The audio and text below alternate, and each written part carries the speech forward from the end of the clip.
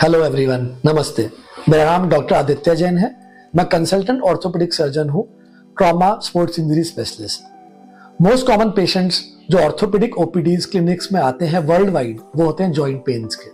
अब वो joint pain के पेशेंट किसी भी एज ग्रुप में हो सकते हैं, वो यंग भी हो सकते हैं, ओल्ड भी हो सकते हैं। तो लेट्स डिवाइड। आज हम पहले बात करते हैं ओल्ड एज के प्रॉब्लम्स वाले पेशेंट्स। ओल्ड एज के पेशेंट्स के प्रॉब्लम वाले जो पेशेंट्स होंगे वो सबसे कॉमनली आएंगे आपके पास नी, हिप और स्पाइन की प्रॉब्लम्स के साथ। उनका मोस्ट कॉमन कॉज होगा एज। जैसे जैसे उनकी एज बढ़ रही है वैसे वैसे उनका जॉइंट्स में डीजनरेशन बढ़ रहा है, उनका जो हमारे टिश्यूज की क्वालिटी होती है वो पुअर हो रही है, बोन डेंसिटी कमजोर हो रही है, कार्टिलेज में डिफेक्ट्स पड़ रहे हैं, न्यू बोन फॉर्मेशंस हो रही हैं, उनका हाइलुरोनिक एसिड यानी कि जॉइंट की ग्रीस कम हो रही है, मेनिस्कस में चेंजेस हो रहे हैं, सॉफ्ट टिश्यूज में चेंजेस हो रहे हैं, इसलिए इनकी वजह से उनको पेन होता है। तो age, but you can not avoid age. तो और कौन कौन से फैक्टर्स हैं जो आप अवॉइड कर सकते हैं? वेट।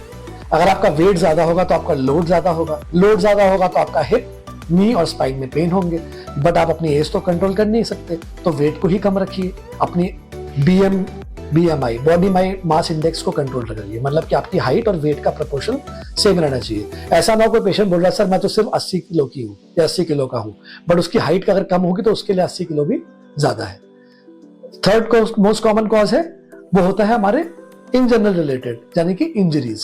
किसी को चोट लग गई हो कुछ साल पहले उसको पैर मुड़ा हो, एंकल मुड़ा हो, हिप में चोट लगी हो, तो वो चोट अगर सही से ट्रीट नहीं हुई होगी तो भी जॉइंट पेन हो सकते हैं। फोर्थ कॉमन कॉज है मेटाबॉलिक रिलेटेड, जैसे कि उनकी विटामिन्स कम हो, उनका डायबिटीज, थायराइड हो, उनका पैराथायराइड हार्मोन बढ़ा हो, उनको कोई एसोसिएटेड बोन में कोई लीजन्स हो, इसकी वजह से ही बोन पेन हो सकते हैं। और फिफ्थ और मोस्ट कॉमन कॉज होता है वो होता है vitamin deficiencies. Vitamin D, vitamin B12, calcium, phosphate, ये सब अगर कम हो तो बॉडी में पेन इन जनरल भी हो सकते हैं, जो हमको लगता है कुछ बड़ा ही होगा, लेकिन वो निकल के सिर्फ विटामिन डेफिशिएंसीज आता है। अब हम बात करते हैं यंग पेशेंट्स में। यूजुअली यंग पेशेंट्स के जो हमारे पास पेशेंट आते हैं उनको भी फिक्स कॉजेज हैं। क्या क्या उनको हो सकता है? मोस्ट कॉमन कॉज होता है इडियोपैथिक, जिसको कोई कॉज नहीं होता। इन जनरल पेशेंट को अचानक से जॉइंट्स में स्वेलिंग और पेन हुआ और वो किसी ना किसी वायरल फीवर या किसी एलर्जन या किसी ट्रिगर से रिलेटेड होता है, वो अपने आप फिर सेटल भी हो जाता है। उसमें आपको NSAID मतलब पेन किलर्स का कोर्स और रेस्ट और आइस पैक ये सब करते हैं, उससे ठीक हो जाता है। सेकंड मोस्ट कॉमन कॉज होता है यूरिक एसिड का बढ़ना। अगर यूरिक एसिड बढ़ता है तो भी नी, फुट में पेन क्लियरली हो सकते हैं और ये भी बहुत कॉमन कॉज है। थर्ड कॉज है वो अनकॉमन है थोड़ा, बट वो बहुत ज्यादा निग्लेक्ट नहीं करना चाहिए। वो होता है रूमेटॉइड आर्थराइटिस, मतलब गठिया बाई। तो गठिया बाई के पेशेंट्स को मोस्ट कॉमन जो सिम्टम होगा वो होगा सर मॉर्निंग में मुझे स्टिफनेस होती है, मेरे हाथ, मेरे एंकल, मेरे फुट, नी अकड़ जाते हैं। और क्या कॉमन कॉज हो सकता है? वो हो सकता है एंकलोजिंग स्पॉन्डिलाइटिस, मतलब कि कमर और हिप का गठिया। वो यूजुअली मेल्स में होता है, उसमें मूवमेंट कम हो जाती है, पेशेंट स्टूप करके चलता है, सुबह उठ के अपने बैक और अपने हिप्स पे स्टिफनेस बताता है। तो ये कॉमन कॉजेज हैं यंग पेशेंट के।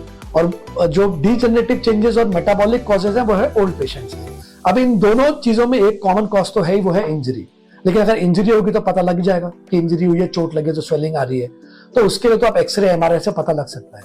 But most common patients injuries के नहीं आते हैं। मोस्ट कॉमन पेशेंट्स आते हैं ये जिनका कोई कॉज नहीं मिलता। तो ये सारे कॉजेज आपको ढूंढने चाहिए जो मैंने आपको बताए हैं। Thank you.